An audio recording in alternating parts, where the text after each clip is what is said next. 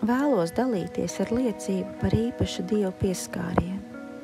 Kad pirms 2 gadiem biju Mazirbē rekolekcijās, klusā laika pārdomām saņēmu šo Dievu vārdu no esejas grāmatas 54. nodaļas. Nebaidies, jo tev nebūs jāpieviļas. Nekaunies, tev nebūs apsmiekla.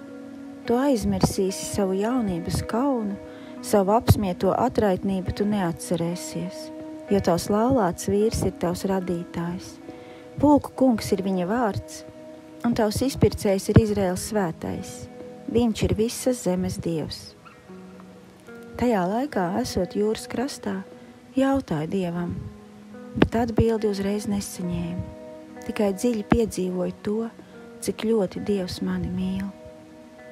Kad tā paša gada vasarā atbraucu uz Mazirbi, uz kristīgo māmiņu nometni, mācītājs Oskars Smoļaks mums lasīja lekciju. Pēc lekcijas bija paredzēta kafijas pauze, un tad mācītājs Oskars teica, ka vadīs mūs iztēles lūkšanā. Dievam nav nejaušība. Lekcijas laikā es sēdēju uz dīvāniņa ar kādu māmiņu, kur gaidīja bērniņu. Un brīdī, kad mums jāpilda bija dažādi kopīgi uzdevumi, mēs abas sapratām, cik brīnišķīgi Dievs mūs bija salicis kopā šajā dīvāniņā. Pirms tam mēs nebijām pazīstamas. Tad pienāca kafijas pauze. Man kāda pazīstama māmiņa sēdēja skaistā sarkanā atpūtas krēslā. Es pienācu pie viņas, un mēs nedaudz aprunājāmies. Jāsaka, ka šai māmiņai bija veselības problēmas. Gribēju viņu iedrošināt un teicu, cik jauki, tev ir tik ērts atpūtas krēsls, kā īpašai Dieva meitai. Bet viņa atbildēja, nē, diemžēl man nebija pārāk ērti. Priekš manis par cietu, man vajadzētu ko ērtāku un mīkstāku.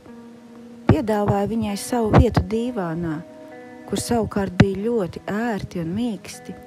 Tā nu viņa iekārtojās uz dīvānu, un tagad es sēdēju viņas atpūtas krēslā, kurš man savukārt bija ļoti ērts. Pats kungs mani tur apsēdināja, jo viņam bija kāds nodoms pie manis.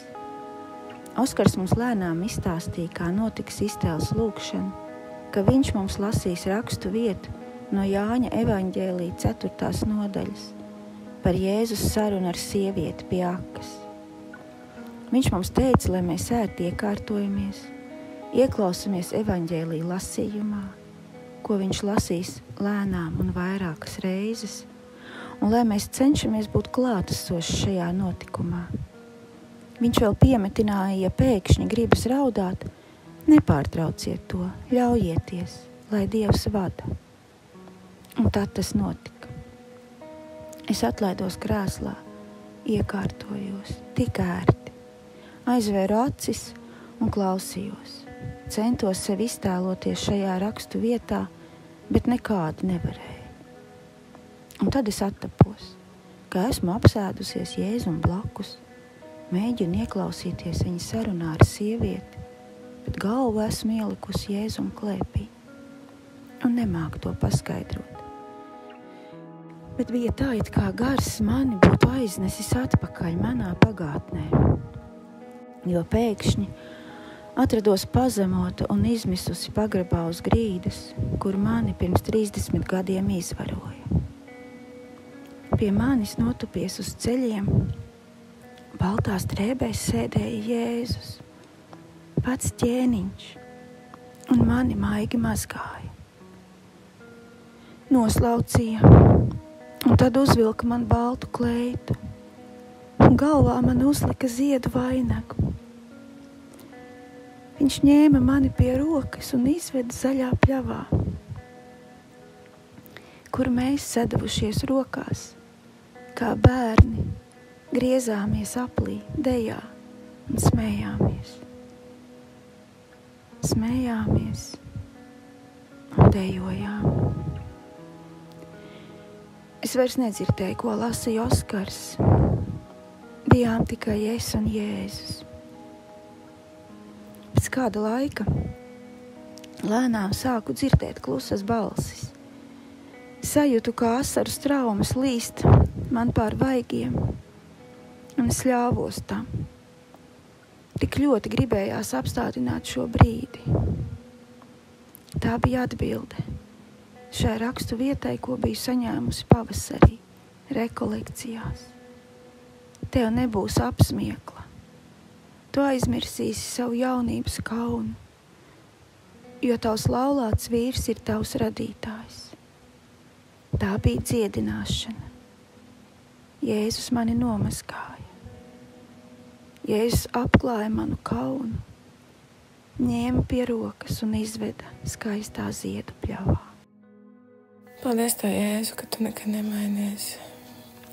Paldies, Kungs, par to, ka Tu visu veco radi jaunu, Kungs.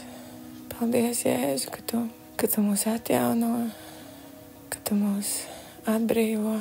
Paldies, ka viss vecais aizskalots un Tevī, Kungs, mēs esam jauni radījumi. Kungs, paldies, ka Tu esi pasargājis. Un paldies, Jēzu, ka Tu esi katrā brīdī bijis klāt, katrā mirklī. Jā, Kungs, ir īpaši sāpīgos mirkļos, ka mēs varam Tevi saskatīt un redzēt, Jēzu, ka Tu esi bijis turpat blakus ar mums, mūsu sāpēs, mūsu skumjās, kad asars līst kā no traukiem. Paldies, Jēzu, ka Tu nekad nepameti un ka Tev ir plāns mūs katru izglābt un atjaunot. Jā, Kungs, paldies, ka Tu runā uz mums. Tu runā tik mīļi un maigi, Kungs, un ka Tu nekad nenosodi un ka Tu mums atbildi savā perfektajā laikā un ar katru tik individuāli. Paldies, mīļais Jēzu, ka Tu mūs satiec, kur mēs esam, bet Tu mūs neatstāji tādus, kā mēs esam, un ka Tu tā dziedini. Jēzu Kristi, dzīvā Dieva dēls, lūdzu apmīļoji vienu, kurš šo klausās, pieskaries viņu sirdsdziļākajām ilgām un ciedini ievainojumus un pagātnes rētas, Kungs. Jā, Kungs, atjauno ar savām dzīvības straumēm un ar savām stipriem rokām apmīļo.